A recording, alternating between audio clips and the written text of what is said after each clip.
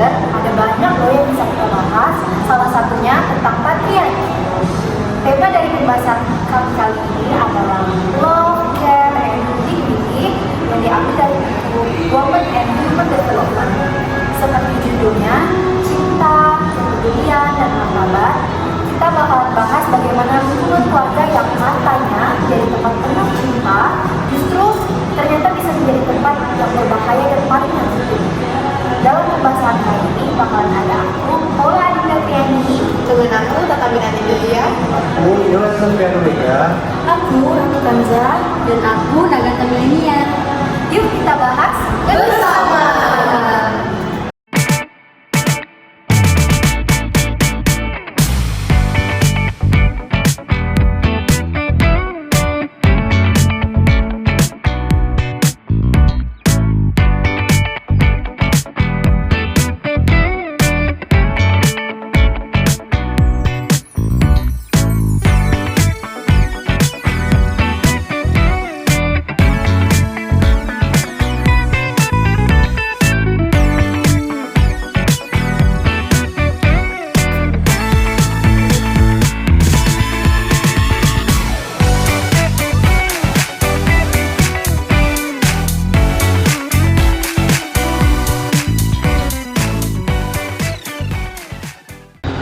Dalam bab Love, Care, and Dignity, penulisnya nih menunjukkan dua sisi dari keluarga yang ada.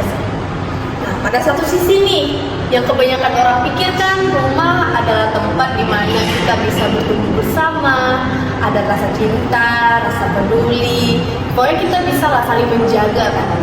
Tapi itu sebenarnya kita tidak bisa dipungkiri juga sih, bahwa ada banyak juga kasus yang menunjukkan kalau rumah itu ternyata bisa memberikan luka. Terkadang juga perempuan dianggap sebagai pemberi cinta. Tapi tuh perempuan jarang loh dilihat sebagai manusia yang sebenarnya juga butuh cinta, butuh pengertian, dan ruang untuk dirinya sendiri. Hanya dalam kebanyakan kasus, semua urusan rumah tuh jadi tanggung jawab perempuan. Bener gak sih? Nah iya, itu benar juga tuh. Penulisnya tuh juga bilang kalau itu bukan kodrat, tapi konstruksi sosial, hasil dari budaya dan hukum yang ada. Sebenarnya bisa banget itu diubah. Di dalam keluarga, perempuan itu dianggap harus banget lemah lembut dan nurut. Jadinya terbentuk deh pola pikir dari semua orang itu tentang sistem yang menormalisasikan peran gender tertentu. Bukan dari sesuatu yang alami sih. Ini nih guys, cinta dan rasa peduli itu harus dimiliki bersama, bukan malah menjadi beban sepihak. Martabat perempuan itu bakalan muncul kalau dalam rumah ada kesetaraan dalam keluarga. Kalau kita lihat dari kondisi sekarang ya, kayaknya masih banyak yang belum. Misalnya pada pihak polisi telah menemukan dari 36 kasus kekerasan yang berbasis pada gender pada tahun ini. Tapi yang gilanya tuh berbasis pada cuma 12% aja. Berarti kan masih banyak korban yang belum ada dapat keadilan. Wah, ternyata itu juga sih yang membuat banyak orang gak bisa keluar dari hubungan tidak sehat tersebut. Apalagi kalau tergantung secara ekonomi. Data World Bank juga bilang kalau partisipasi perempuan di Indonesia itu cuma sekitar setengah dari laki-laki. Bayangin aja deh kalau dari sisi ekonomi aja belum setara, gimana mau kuat di dalam keluarga coba. Ini tuh sulit banget di lingkungan keluarga patriarki. Dan benar tuh, masih banyak juga yang menganggap urusan rumah tangga itu hal yang privat. Semisal ada KDRT sering dibilang urusan rumah tangga orang, padahal kan kita maunya yang bisa lepas dari berbagai bentuk kekerasan maupun ketimpangan dalam keluarga. Tapi ada aja pandangan yang gak masuk akal, justru bakal terus menerus tuh gak kelar-kelar. Nah, kalau ngomongin hal yang kayak gini nih, tapi kalian pernah ada sih nemuin contoh kayak di lingkungan sekitar kalian, contohnya tuh kayak di keluarga kah, di lingkungan kalian, atau teman kalian sendiri, itu pernah nggak sih? Aku ada cerita nih di ini ya, di lingkungan aku itu ada salah satu keluarga. Jadi dia nih istrinya nih kuliah ya, istrinya kuliah, terus kayak istrinya pokoknya menempuh apa sih jenjang yang lebih tinggi daripada suaminya nih. Kayak suaminya cuma kerja di toko-toko gitu deh. Nah, jadi si perempuan ini sekolah tinggi dan laki-laki ini merasa banget kalau dia tuh merasa direndahin banget ya sama si perempuannya ini, istrinya. Nah, jadi dia itu memaksakan istrinya buat untuk apa sih kamu sekolah tinggi-tinggi nanti ujung-ujungnya juga di dapur. Nah, jadi istrinya ini kayak berpikir kok aku kayaknya jadi perempuan harus kerja di dapur sih, aku nggak boleh sekolah tinggi, nggak boleh kerja di kantor. Jadi gitu sih di lingkungan aku. Jadi suaminya ini sering banget ngelarang dia, dan pokoknya kamu tuh harus di dapur, nggak boleh kuliah, nggak boleh kerja, ngurus anak, ngurus aku sebagai suami, terus ngurus semua di rumah. Aku nggak mau tahu, intinya aku udah kerja, aku jadi suami udah kerja, udah punya penghasilan, udah kasih kamu nafkah, nah kamu pokoknya belajar, cukup nggak cukup, kamu tetap harus kerja. Jadi menurut aku sih di lingkungan aku ya kayak gitu. Kalau yang perempuan nggak mau nurutin perintah dari si laki-lakinya ini, ya bisa main tangan, melakukan kekerasan gitu. Itu dari cerita lingkungan aku sih. Nggak tahu sih kalau yang lain gimana. Aku juga ada. Jadi aku tuh punya teman dekat, teman dari kecil lah ya. Jadi dia tuh korban kekerasan pas pacaran.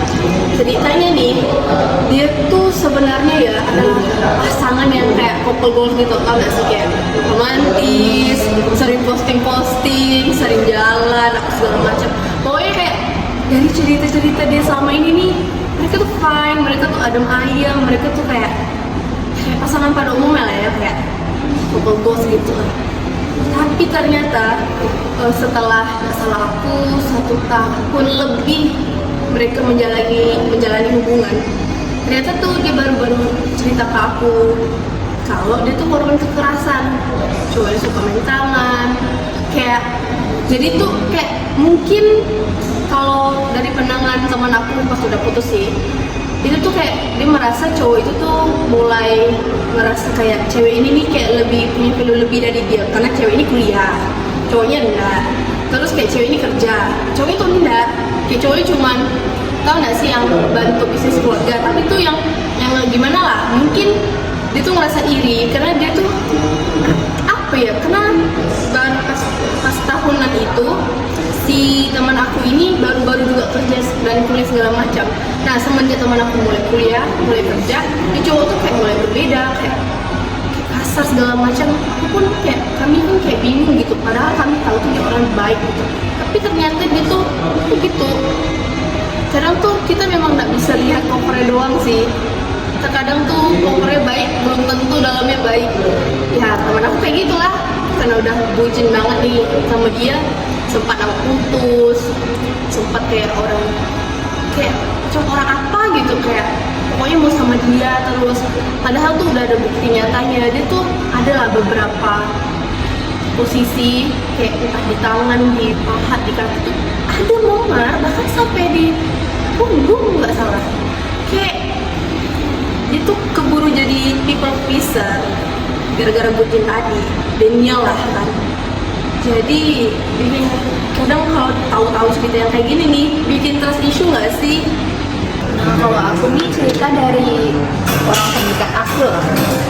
Jadi dari awal nikah tuh suaminya udah set rules, katanya istrinya nggak boleh kerja lah, nanti kalau istri kerja suami kelihatan nggak mampu lah, ego duluan, belum juga belakangan. Padahal istrinya tuh punya skill, bisa banget bantu ekonominya, tapi karena dilarang ya udah satu pegang aja. Nah, terus muncul masalah ekonomi, mulai seret, kebutuhan naik, pemasukan segitu-segitu aja, dan kayak biasa tekanan finansial tuh jarang diam-diam, dia numpuk, ngebul, meledak. Yang jadi sasaran siapa? Bukan si sempat hatinya, tapi istrinya.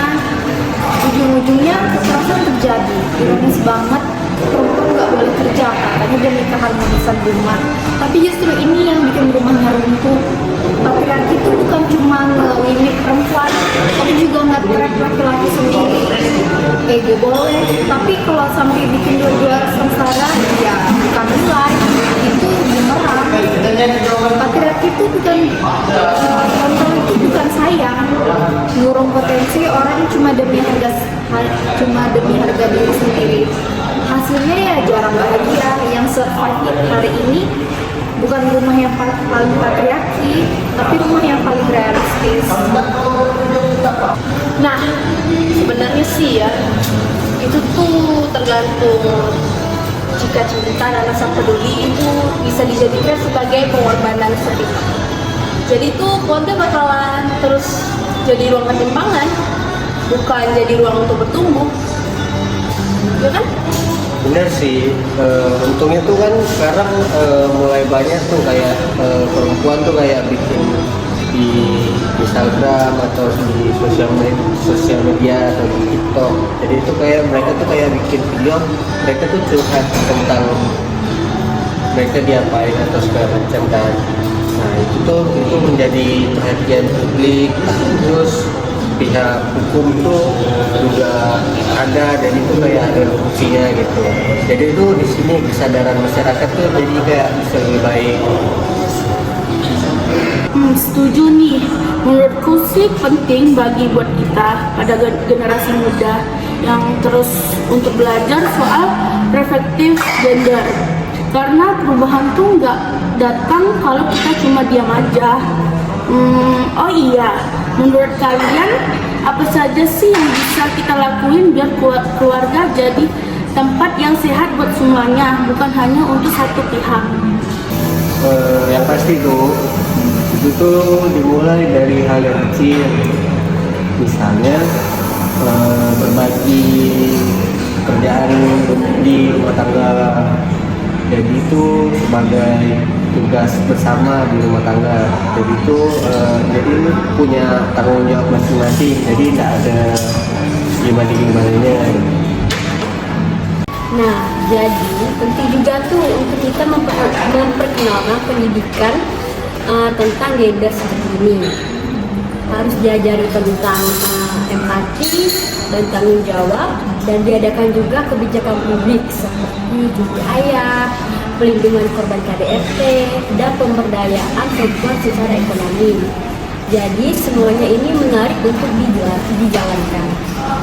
Nah, cinta yang sehat itu seharusnya nggak bikin seseorang kehilangan jati dirinya sih. Betul nggak? Justru harusnya bisa menjadi wadah untuk saling bertumbuh dalam kasih. Seperti yang penulis buku yang kita review ini katakan sih, cinta yang sejati itu lahir dari hubungan yang setara. Wah, kita jadi banyak tahu ya kalau di balik kata-kata manis bisa jadi ada juga jebakan di dalamnya yang nggak kita sangka-sangka bisa timbulin ketimpangan peran dan kekerasan dalam rumah tangga. Padahal yang kita harapkan itu ya rumah yang hangat, nyaman. Yuk kita sama-sama merubah cara pandang, belajar untuk bisa memiliki empati dan bisa saling menghormati. Karena cinta tanpa martabat itu adalah menjadi beban yang memberatkan diri, bisa juga mengacaukan mental kita. Terima kasih sudah mendengarkan cerita kami. Sampai jumpa lagi. Bye.